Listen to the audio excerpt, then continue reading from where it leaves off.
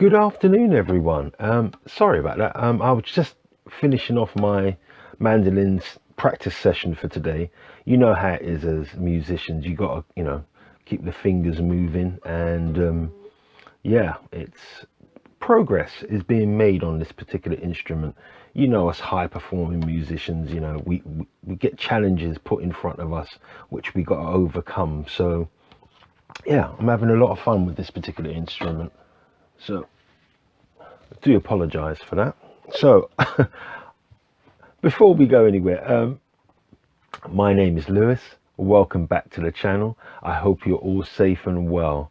Now, before we jump into the meat of the actual content of this video, just wanted to say a quick thank you to those who have recently subscribed to the channel. It's really appreciated on my part. Thank you so much. Yeah, welcome, namaste and all that. And to those who have been around for a lot longer, thank you for your continued support. It really is appreciated, and hopefully I can continue to put content out there which you find somewhat interesting, amusing, yeah, whatever you can get out of it, to be quite honest with you. I'm happy to do these videos in any case. I kind of missed you guys anyway. If I can ask a favor of you, for those who are watching this video, if you like the content, if you like what you see on this particular video or any of the other videos, can you hit the like button? It does help with the algorithm, and it basically, you would assume that subscriber numbers put you out there to more people. No, that's not actually true. What it is if you hit the like button, there's more probability that somebody who's looking at videos in a similar vein will come across my one. So yeah, the more the merrier who can join our particular club. Yeah, so if you can, and if you think I'm worthy of it, please, I'd appreciate that.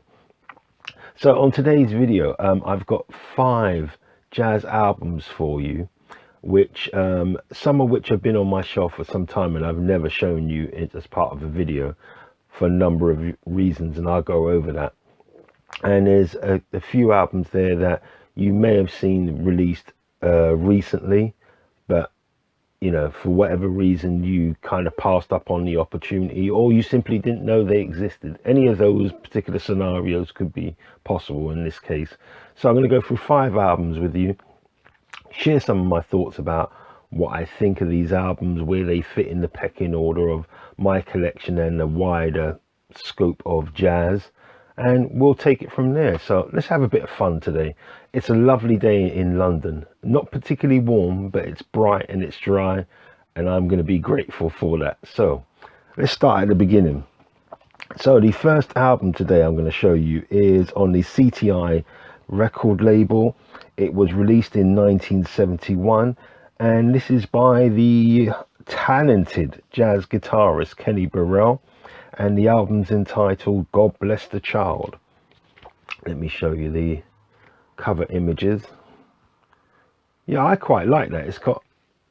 It's kind of like a juxtaposition, so it's like it's kind of like a Vietnam era image, but in contrast to the music which is being played on this album, that's where the contrast is. It's a gatefold copy, so let me show you inside. That's the man himself, and that's some of the information there. So let me go over some of the artists who are on this album.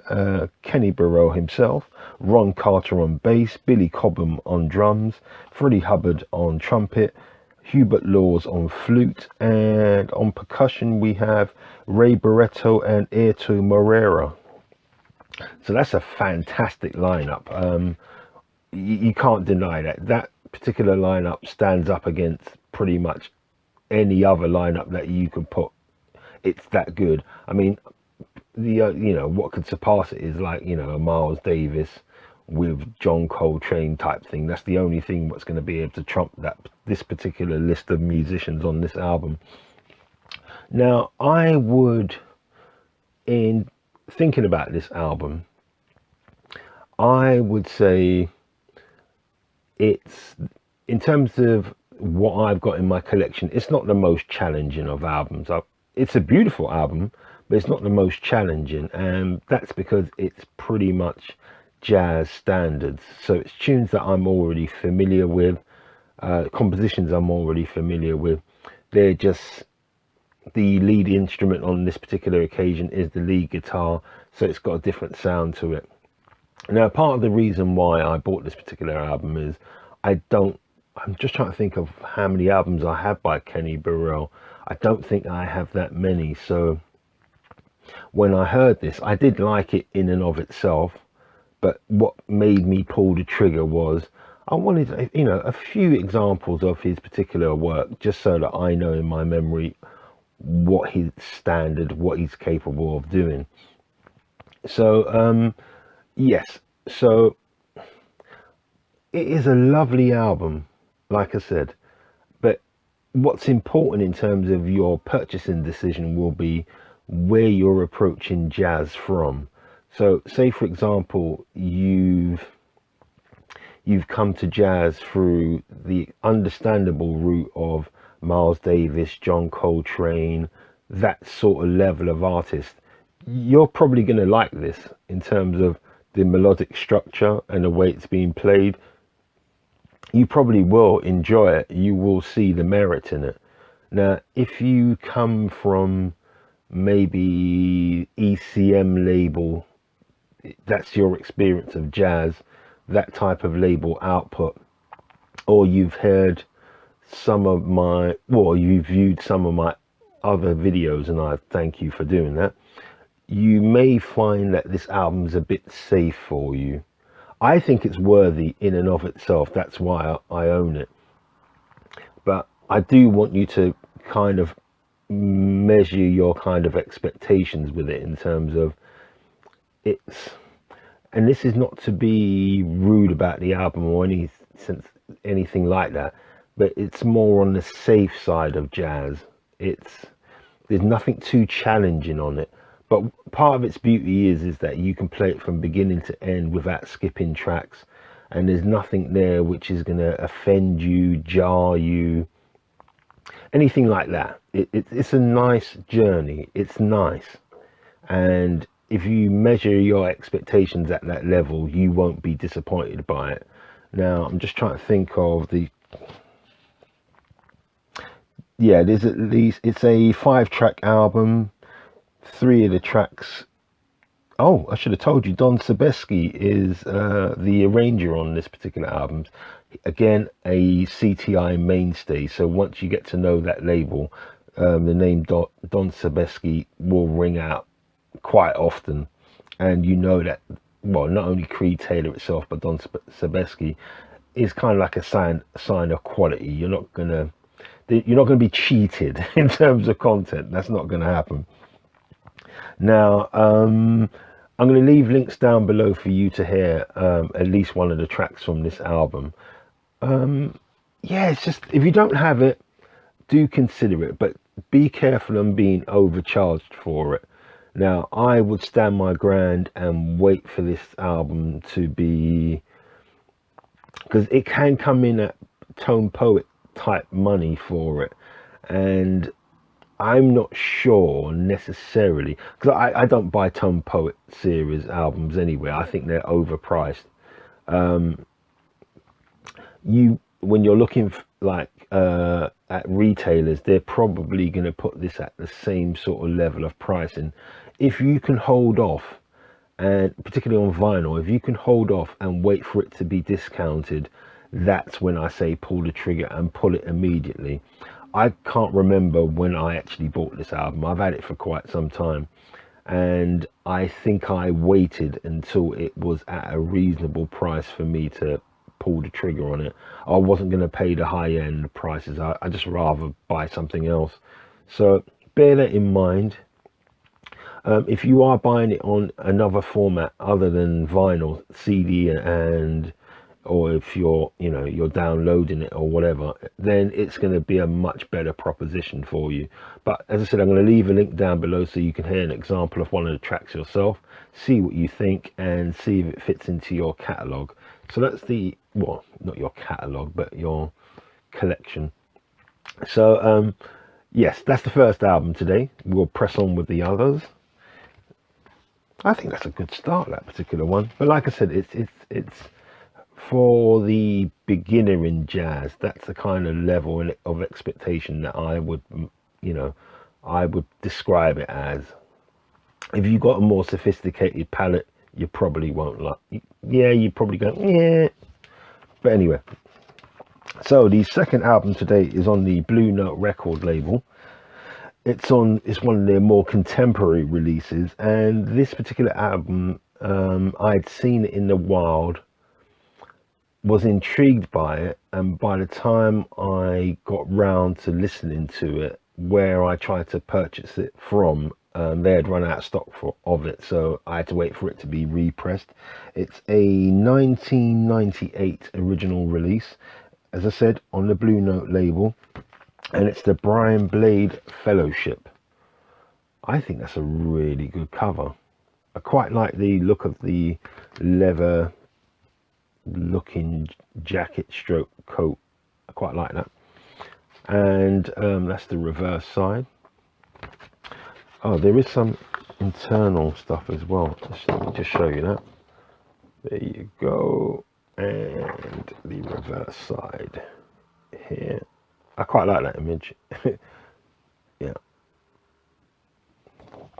So, in terms of content with this album and what made me pull the trigger, once I discovered it was back in stock, because I had that kind of FOMO kind of sensation that, this one slipped through my net. I should have pulled the trigger. I'm sure at the time that something else distracted me where I thought that, I must get this album before it runs out of stock kind of thing, and was more confident that this one will be around whenever I wanted it. That's not the case. So if you do see it, well, I'd say have a listen to it down below. Before, let me just rewind a bit. Let me tell you something about this album. Now, this album is absolutely lovely. It really is. From beginning to end. Okay, it's maybe got, how many tracks has it got on it? So it's a double album. It's got 8 tracks on there. I would say 7 of which are, no-brainers. They are really tight, interesting compositions.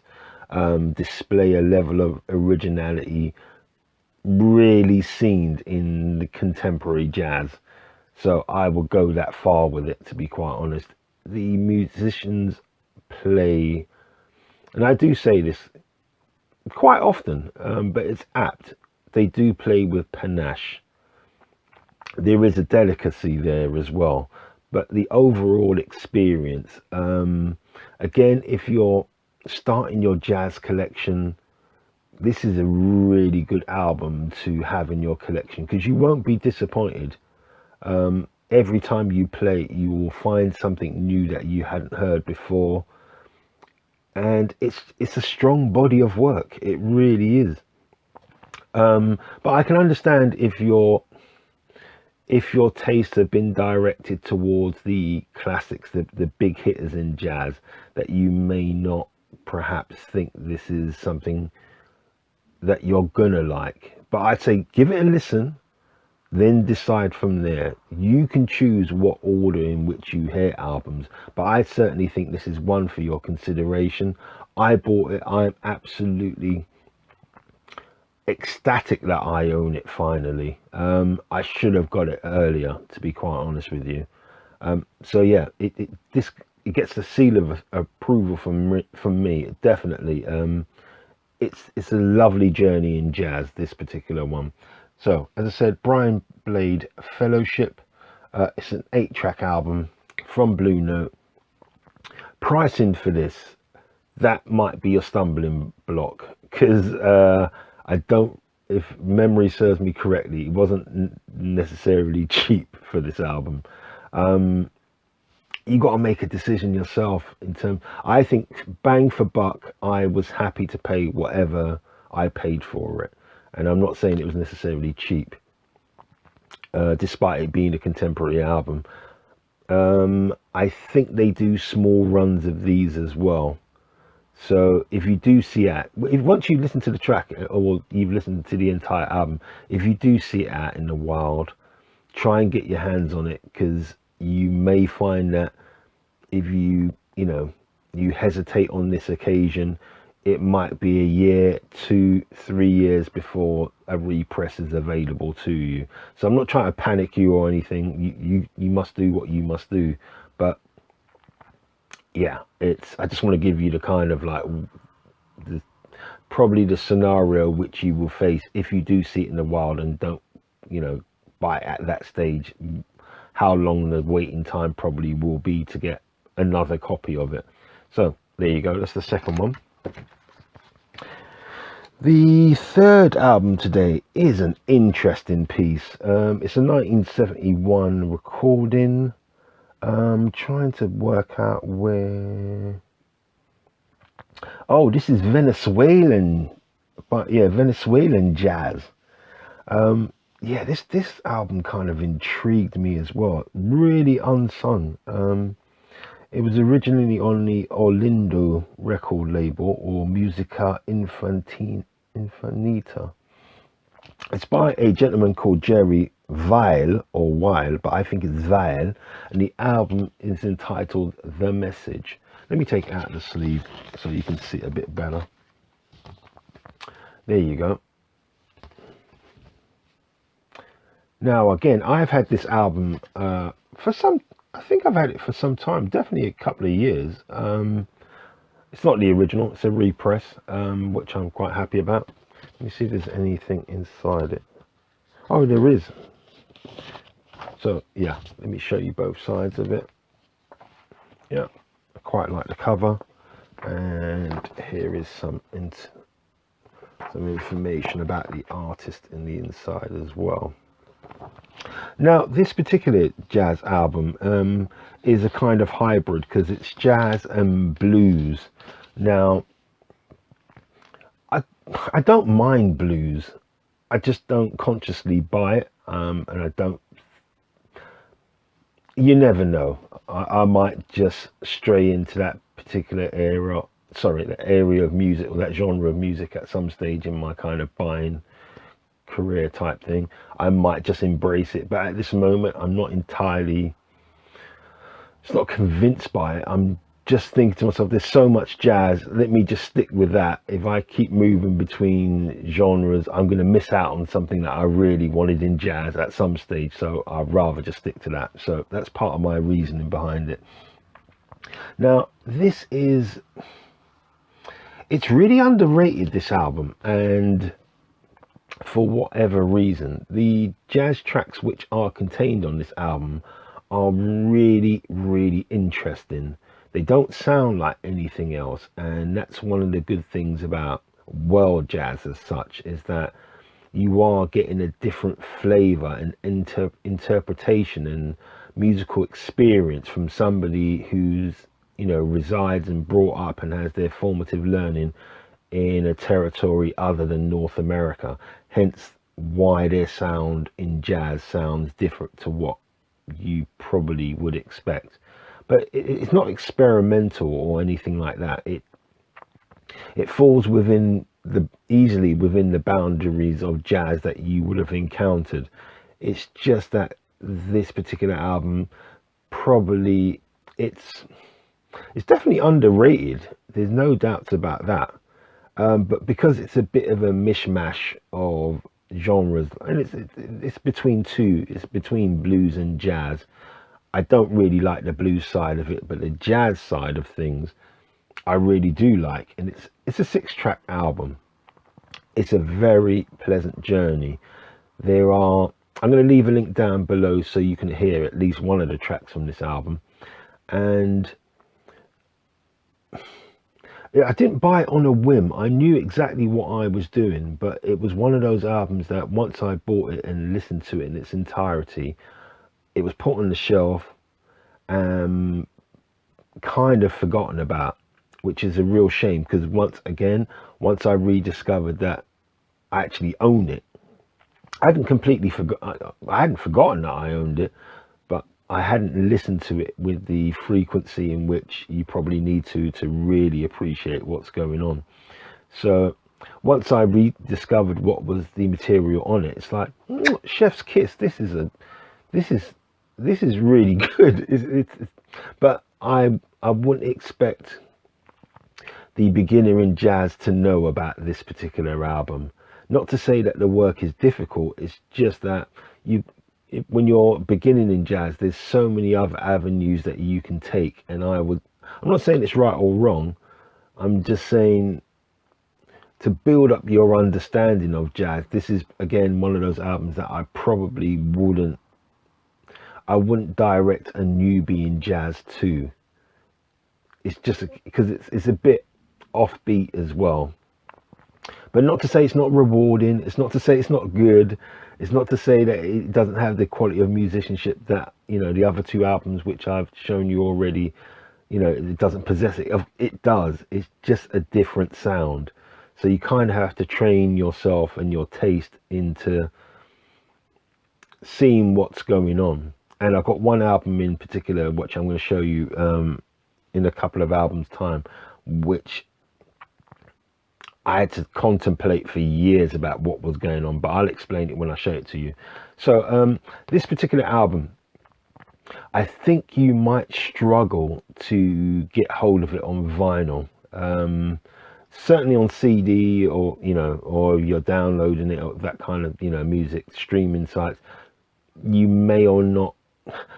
Music streaming sites, I would be surprised if they have it, because I don't think that this is a particular artist who's at a level where their albums would be featured. I could be entirely wrong, I could be, but I'm assuming that you would struggle to find this album on one of the streaming sites. But the vinyl itself, I bought it at a good price. When I looked recently to see how much they are, I think I looked on, what was it? I looked somewhere for it. So either it's out of stock or the price has crept up on it. So if you do want a vinyl version, I'd say give it a good listen to beforehand. See if it fits in your particular collection. And there's a limit to how much I would pay for this album. And you've got to make that decision for yourself as well. But I'm really happy to have it in my collection. I've got to say, yeah, it works for me. I know where it fits in, type of thing.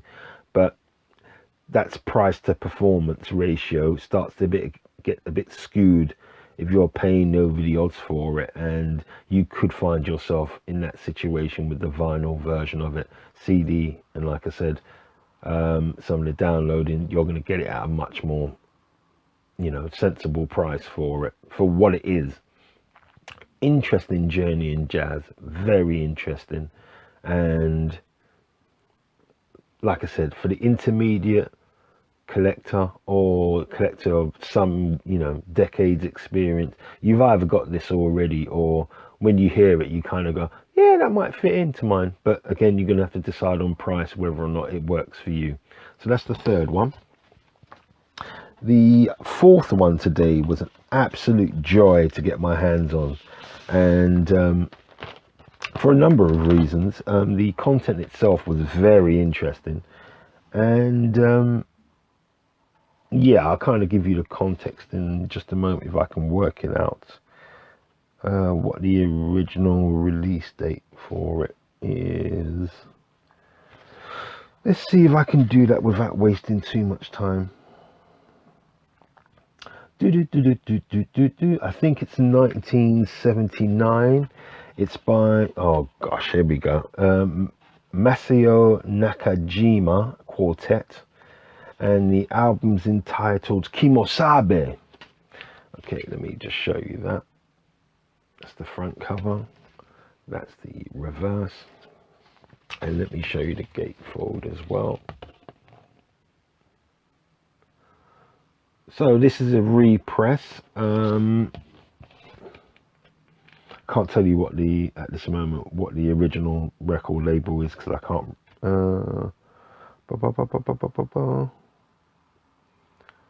No, I can't tell who did it originally.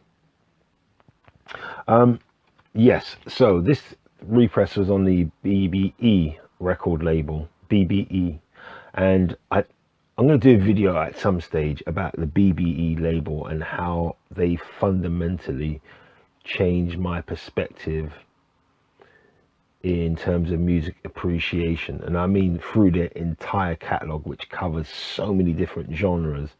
These guys have put out fantastic compilations, and they've moved into repressing albums at this stage in their particular company's development. But they initially started as a they initially started off in compilations, and I've got so much of their material, and it was a beautiful gateway into appreciating certain genres of music, or music in a genre but from another location in the world other than the English speaking world. So for those who poo-poo compilations, the way I kind of figure it out is, when I think I'm gonna like a genre such as jazz, buying single albums by an artist is an overwhelming, and it's a daunting prospect for most, because you you won't really know you don't know what you like at that stage, so you kind of have to trawl through as many albums as you can to see what you like. Compilations give you, in most cases, the highlights of any given album. So if you liked a particular track from an album, you find the actual album itself, have a listen to it, see if you want to buy that album in its own right. And I just think of it as a useful tool. Now, some people, they won't have compilations in their collections because they believe it's cheating. I'm not going to dissuade you from that way of thinking. I don't personally think like that, to be quite honest with you. As I said, I use it as a tool and a gateway into appreciating work that I otherwise wouldn't have been exposed to. So that's that side of thing. Now, this album in itself is an absolute, it just reminds me of Sunshine, this album. It's a happy jazz album. It's so sometimes you can get bogged down with Japanese jazz, where because it's very expensive and very obscure, you can get yourself into a hole. You can basically get yourself, it's like a rabbit's warren, or you can dig yourself a hole with it, where because you're buying it at such exorbitant prices, you kind of overinflate how good the actual work contained on any particular album is. Now, that's part of the problem with Japanese jazz. A lot of it is good. I'm not saying it's better than jazz from France. I'm not saying it's better than jazz from England, from Germany, from the Scandinavian countries. I'm not saying it's better than any of those. But it has its merit and its tone in and of itself, which makes it interesting. But mainly because of the audiophile culture in Japan, when they do certain things, like when they press vinyl, they do it in a particular way which enthusiasts with deep pockets really do appreciate. Now, that's an argument in and of itself, because if somebody does presses a beautiful piece of virgin vinyl, sometimes it's so dependent on what kind of level of hi-fi system that you own.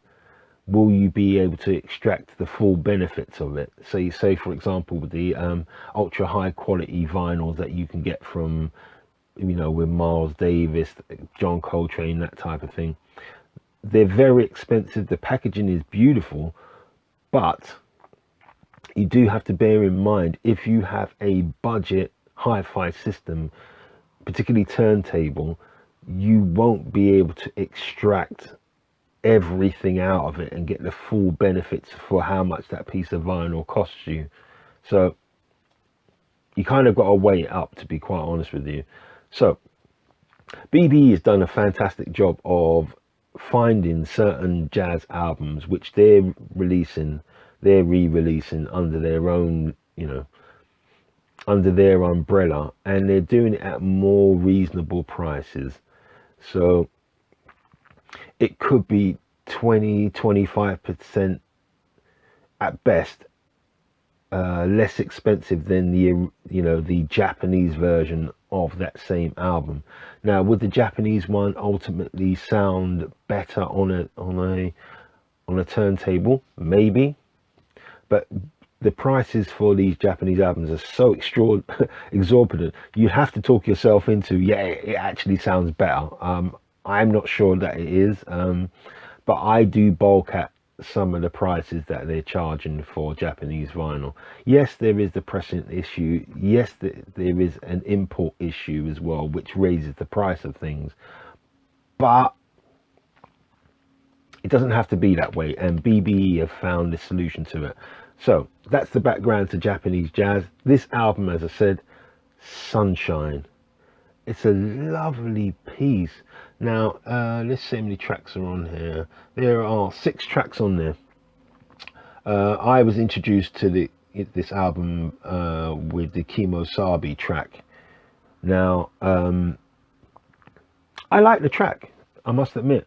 But when I heard the rest of the album, that particular track kind of went down the pecking order in terms of, once I see it and I buy it, I'm not necessarily buying it for the Kimosabi track.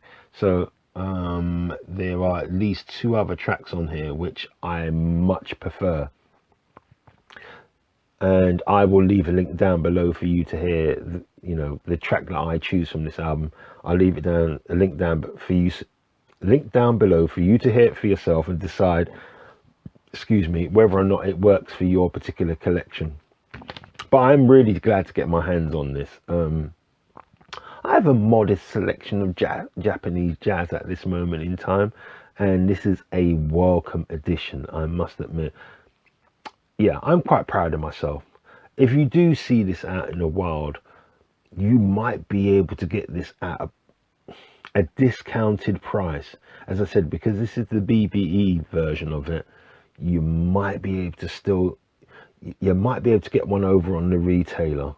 It'd be worth it. But like I said, when you look for the price disparity between the Japanese pressing and the BBE pressing, and not knowing what if the audible superiority, let's say, of the Japanese one, you can't hear it because you got the system that you have. You don't have multiple turntables and hi-fi systems for you to compare one against the other. You might be able to get this one at a good price, but listen to it first, of course, to see if it works for you. Like I said, I'm really glad to have got a copy of this. It's it's put a smile on my face even thinking about it. So that's the 4th one, I think, today. Whew, rather parched today, I must admit. Right, the last album I'm going to show you today. I've had this for quite some time. It's a double album. It's a 1960. Well, the story behind this is complicated. I did a little bit of research into it and kind of got bored of researching it and just kind of try to do the Cliff Notes speed reading type thing. Just give me the highlights type of thing of what was going on with this album. So as I understand it, this is the Jimmy Jeffrey, and I had to basically find, because I would have pronounced how it's spelled and how it's pronounced is 2 different things, and I had to find something on YouTube where the artist's name was pronounced many times by people who actually knew him to get the correct pronunciation, because I wouldn't have, how it's spelled, I wouldn't have pronounced it that way. So I'm glad I checked. This is a Jimmy Jeffrey 3, and it's 1961 on the ECM record label. There you go. That's a really nice cover. I like the reverse side as well. That's super cool as well. And let me open it up for you. So there you go there. And there you go there. So I'd forgotten that this was on the ECM label. I always knew I owned it. But again, this is one of those examples, and this is probably the most extreme example of, from the time that I've purchased it to rediscovering it on my shelves, was probably the longest time that any album sat there on my shelf without being played. Now, once I heard it again, I totally understood why. I realized why I bought it, but at the same time I realized why I hadn't listened to it. Now, this may take 10 minutes to explain, and there's going to be a few analogies in there. So I'll try my best to explain. So this album, 1961, it was one of the first recordings that the ECM label actually put out there into the universe type thing.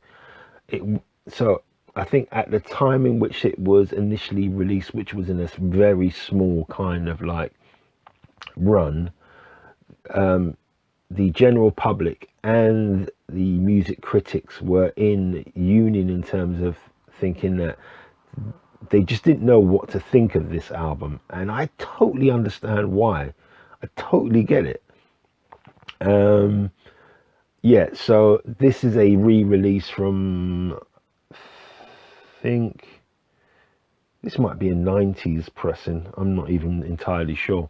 Not that it's really that important. Now, I'm just trying to pull from my mind a series of analogies. So the first one, before describing what I think's going on in this album, in 2017, a movie director called, I think it's Aronofsky, did a film 2017 called Mother. It had Javier Bardem and Jennifer Lawrence, and Ed Harris was in it, and Michelle Pfeiffer. Now, when this film came out, everybody was clamoring to see this film because you were told in advance that this was groundbreaking cinema. Now, I actually went to see it in the cinema, this particular film, Mother, and not only was it was a disturbing film, it was a challenging film, it subverted expectations, it did all those things. It had a weird narrative structure that I got lost so many times in the film as to what was going on. Even though I had my full attention, it lost me so many times in the film as to what was going on at any given time. There were so many, I'm just trying to think of what the correct word is. It was like a riddle wrapped up in a enigma, whilst describing fourth dimensional physics type thing going on. So navel gazing would be a kind of an apt description of what's going on, but it's not entirely fair when I'm relating it to this kind of film, the film in question. But what I would say about the film is, whether it was critics or public alike, or even when I tried to think about what I had seen in this film, I had no explanation for it. No explanation. Beautifully shot. The acting was on a really good level. All those, those components were there. But as a whole, and the disturbing nature of, particularly at the end, the Act 3 type of thing was so disturbing that I never want to see that film again. Never ever. And it wasn't good. Yes, I don't really like horror films, and this had a horror element to it, but it wasn't a horror film. You kind of got to see it for yourself to understand. But anyone who will tell you they actually understood what that film was doing is an absolute liar, in my opinion. They're just trying to pretend to you and convince you that they knew what they were talking about. And you can use the most beautiful flowery terms and concepts to try and like convince the other person that you know what you're talking about, but you know deep down you don't know what's going on there. You don't. You're live, you say so. You don't. And I don't care if you're an academic or you're a music critic or you're the general public. Again, with this film, don't lie to me. You don't know what's going on. That's the kind of euphemism that I would use for this particular album. Now, it's a double album, and I'm just trying to figure out. Let me see if I can tell you how many tracks are on there. 1, 2, 3, 4, 5, 6, 7, 8, 9, 10, 11, 12, 13, 14, 15, 16, 17, 18, 19, 20. So 20 tracks spread over 2 albums. I mean, yeah, 2 pieces of vinyl. Now,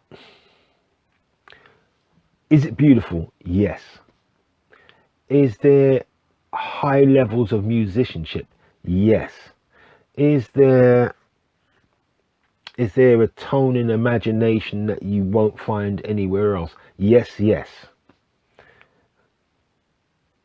Is there a melodic structure that you can follow as a newbie? No. Can you follow the melodic structure as an intermediate or even an experienced jazz, collector? No. There's something going on here which is beautiful. I can't truly explain it. I'm going to leave a link down below so you can hear it for yourself. Now, I would say I'm going to leave maybe a link to 1 or 2 of the tracks. You need to hear the whole album. For me, the back end of the album, the last 6 tracks is what I can cope with. Everything else prior to that, I can listen to it. I don't understand it. I recognize its beauty and its musicianship, but I don't understand what's going on. And I've got, it's not a case of I don't have music appreciation or I'm inexperienced in music. I genuinely and honestly don't understand what's going on. I like it though. I like it because it's challenging, but not in a kind of over in your face, I'm doing this deliberately. No, the musicianship is so subtle. All right, here's another. I'm trying to give you another example. Just all right, think of that Old MacDonald tune. Old MacDonald had a farm. Yeah. So with each animal, it makes a noise, and you kind of repeat it in verse, and then you move on to the next one. Just imagine there were infinite amounts of animals which were chosen. So you think you know where it's going, but it just won't stop. It just keeps continuing with another animal. And again, that's probably a worse analogy compared to the film one, but I kind of want you to have a sense of what's going on. It is beautiful. It really is. But at the same time, it's doing things that subvert your expectations. It is an experimental piece without. It's navel gazing, but not. It's not navel gazing because it's delivering. It's doing something. It's doing what the composer intended. So it's not just like I'm talking garbage type thing. It's I can deliver what my vision is. So I respect that at the same time. Please have a listen to this album. This is not for the jazz beginner. It really isn't. All right, the last 6 tracks, you might be able to direct them in that particular way, but it's not for the beginner. It's it's something else. I'm glad to own it. I have no idea how you get hold of this on vinyl. Now, I've had this for quite some time, so I wouldn't even know where to point you in a direction of where to get this from. Have a listen to it first. If you see it in the wild and you are an intermediate, you have to decide if you're an intermediate jazz collector or an really experienced one. You'll have to decide that for yourself. And if you see it in the wild, I'd say get hold of it because this is interesting. Like I said, I had to take years away, stepping away from it to listen to other things and come back to it to kind of see what's going on. So yeah, yeah. Jimmy Giuffre 3, 1961 ECM label. It's it's I'm not going to say a delight because it's more than that. That's not an apt description. It is high-end art. High-end art. It's an experimental piece. And I'll leave it at that. So that was the final album for today. Thank you so much for joining me. It's been an absolute pleasure. Please look after yourselves. If you found the video today interesting, entertaining, please consider subscribing, dropping a like down below on your way out would be gratefully appreciated. I will see you soon for another episode where I'll get another selection of albums, and hopefully they'll be just as thought-provoking as the ones I've shown you today, and the backgrounds to them and my interpretations. I'll try and give you all of that kind of the usual stuff. So until the next episode, please look after yourselves, stay safe, and I will see you soon. Take care. Bye bye.